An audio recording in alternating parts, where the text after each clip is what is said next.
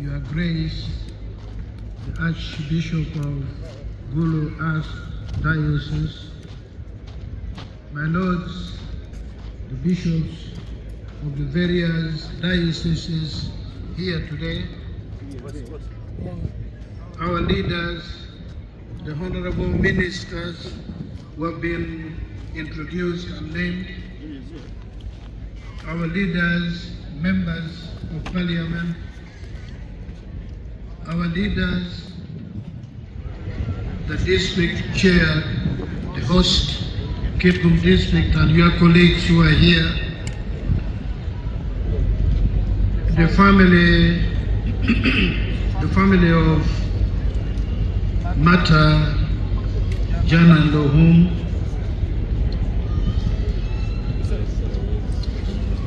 and all of us, congregation today, until last night, I was listed as one of the speakers on this occasion, I think in my capacity as a son of this soil.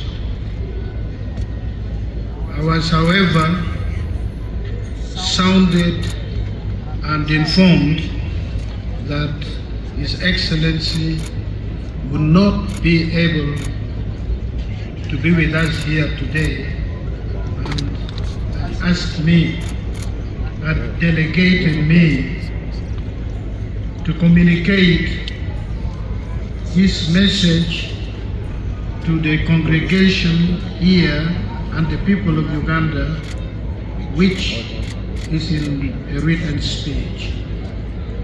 My Lord Archbishop, for us we have a saying of the wise that if your responsibility is to carry the spear of the principle of the word, you carry yours as well.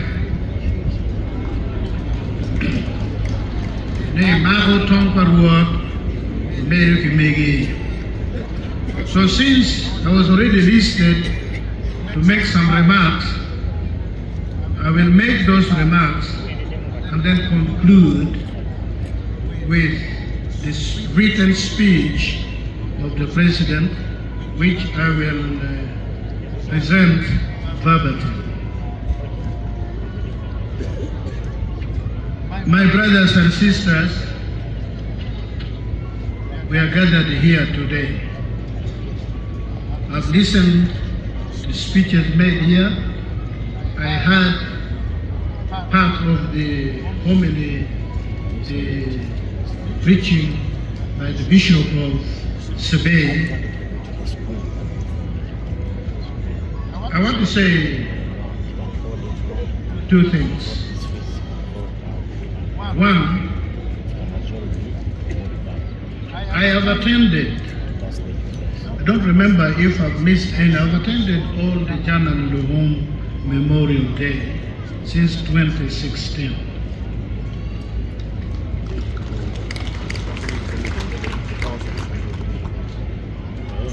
On these holy grounds of Mucwini, I have seen two miracles.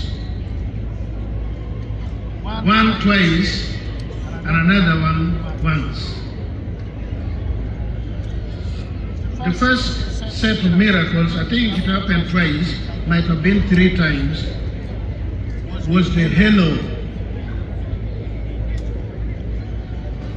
Except for this year, ordinarily, February is the hottest month in this part of Uganda. Hot like fire.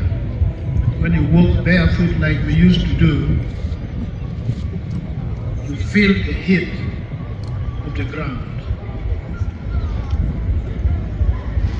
And since I was born, I've always known that the rainbow only appears when there is rain or when there is a sign of an impending rain. But on these holy grounds of Mucwini. I've seen rainbow in bright daylight, not a single cloud twice. I've never witnessed this in any other function. I've not witnessed it in Namugongo. I've not witnessed it in any function, religious, political, cultural, name it. But I have witnessed it here a couple of times.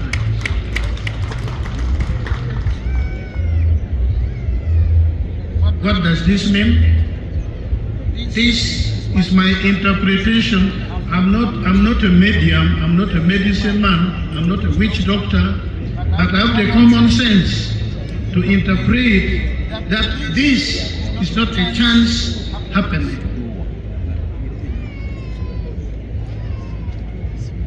This is a demonstration of the fact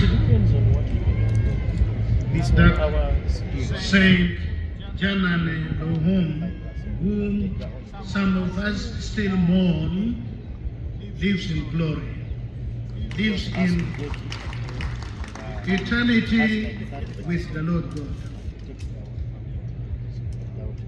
This is a sign that we should stop mourning the killing, the martyrdom of Saint Janane. We should now reflect on his purpose on earth.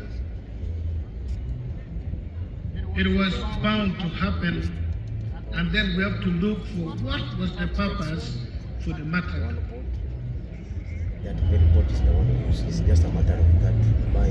The second miracle, I think it was 2019, if I'm wrong, I will be corrected.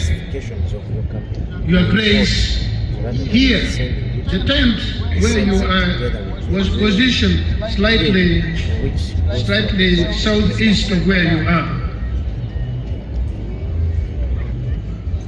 A person I thought was a bishop, I was told later he was not, but the leader of the religious team from Koboko was given the podium. Stood up, he addressed the congregation. I am paraphrasing what he said. He said he and his team were here to commemorate the martyrdom of Janane Lohom. He told us all, I was here myself, that Idi Amin, who terminated the life of Janane Lohom, was their own son. They had come to apologize for the killing of Janane Lohom.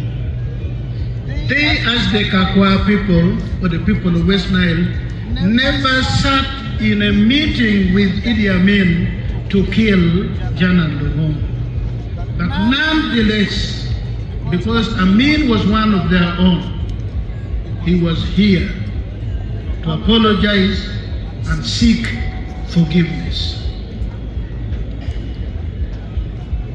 Your Grace, I've never seen Bishop Ochola shedding tears. I saw him shed tears that day. I've never seen Ambassador Larotunu shedding tears. I saw him shedding tears and a host of other people. A host of other people who rushed to the team from Koboko, embraced them with love. Those tears were tears of celebration. Those tears were tears of reconciliation. Because a miracle had happened.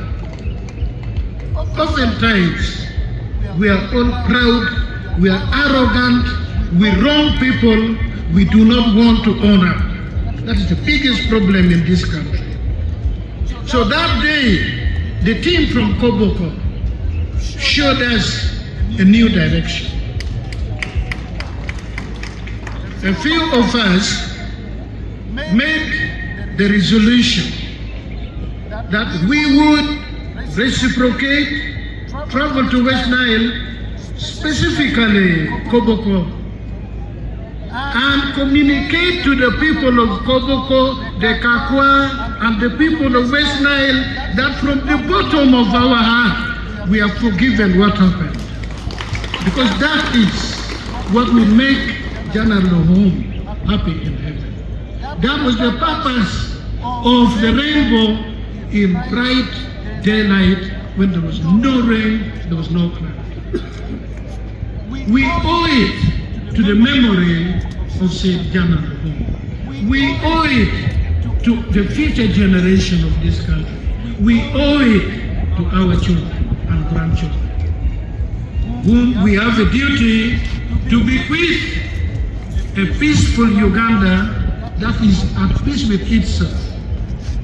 Not a troubled Uganda, not a Uganda that is at war, not a Uganda that is at discord with itself.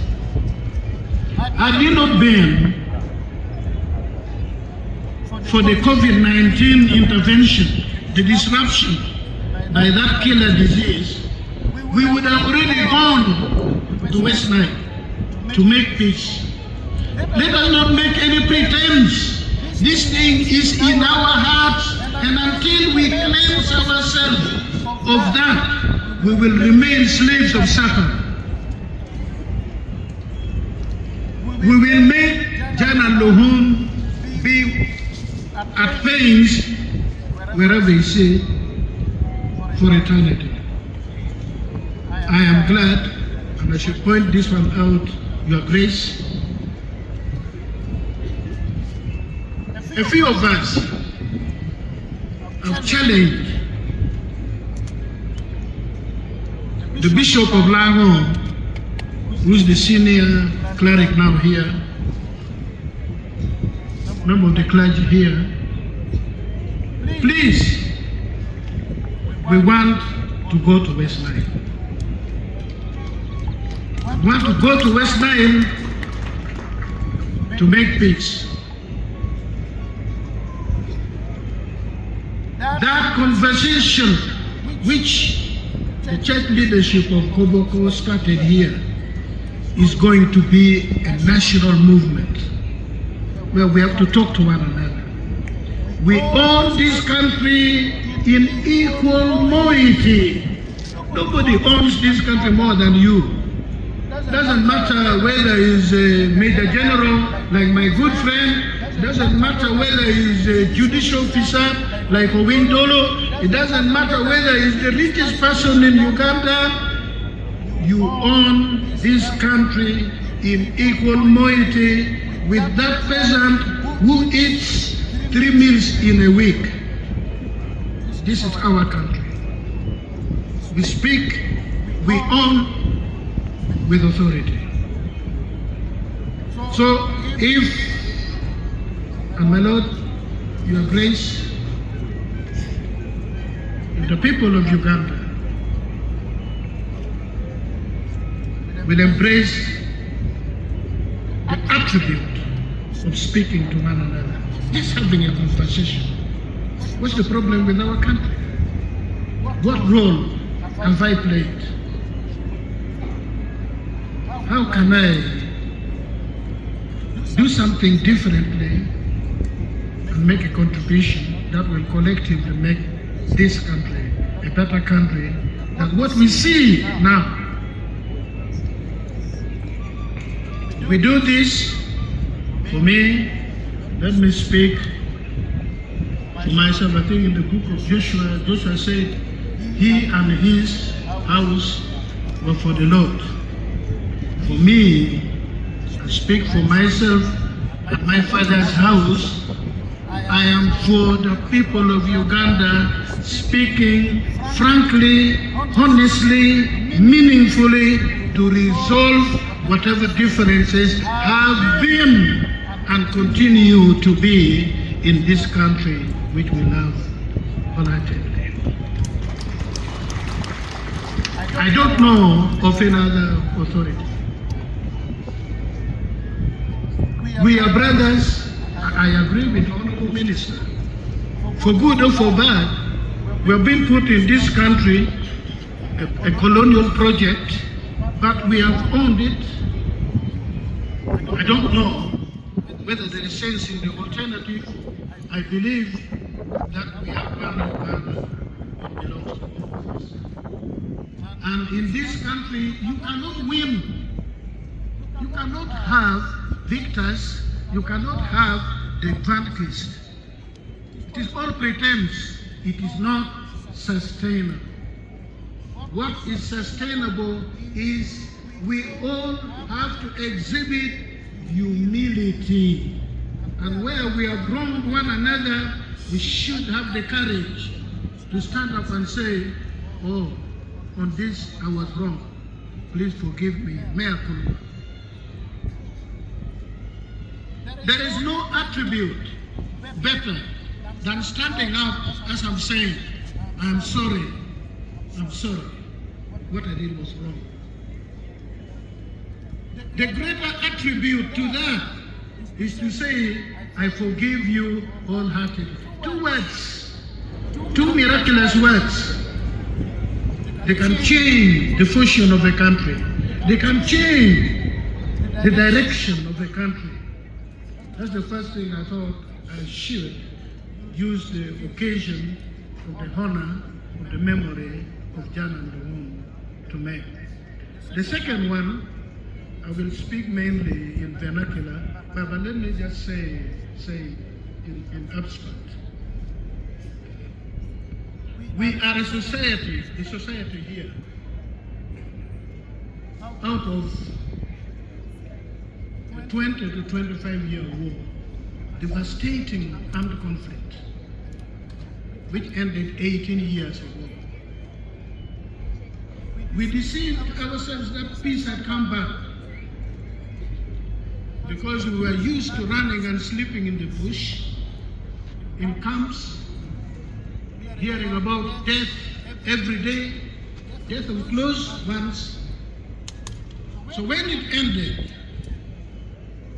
we deluded ourselves that peace had come back, not knowing that physical, that easily discernible absence of peace, conflict,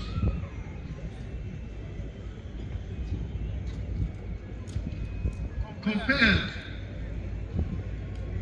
to the absence of peace that was brought by the deceptive peace, was worse than the one we could see and run away from. A devastated society,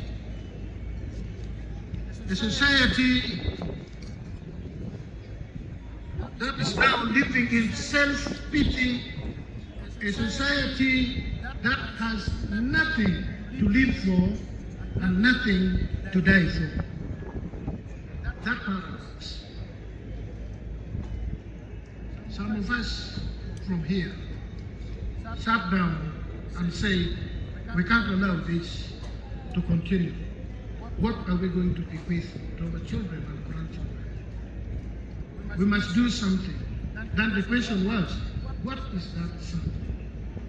We sat down, brainstormed, had discussion.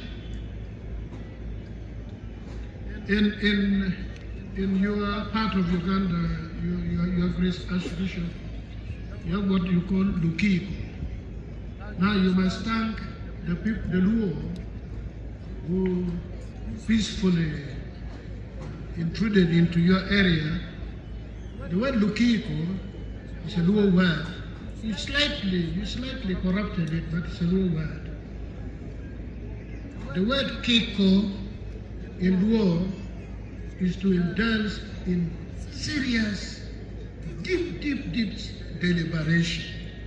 It is not a conversation, it's not a dispute, but you are really going deep to seek to find out the root cause of whatever the issue is. And that's why you say Lukiko and you say Kukika.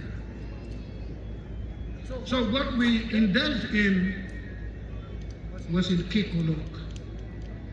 And we came to the resolve that what this part of Uganda needs, after all these years of devastation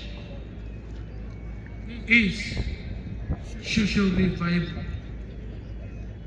We need fundamental revival, fundamental recovery in this place of Uganda. Otherwise, we will continue to live in the pretense, in the lie, in the falsehood that we are all going together as Uganda, in a peaceful Uganda. This place is not, for over 30 years now, it has known no peace.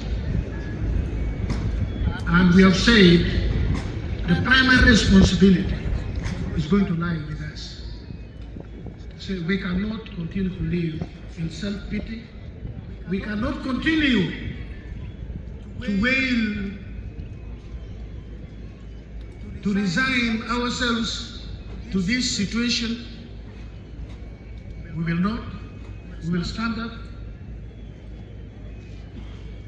This catastrophe is not a tragedy, it is a catastrophe.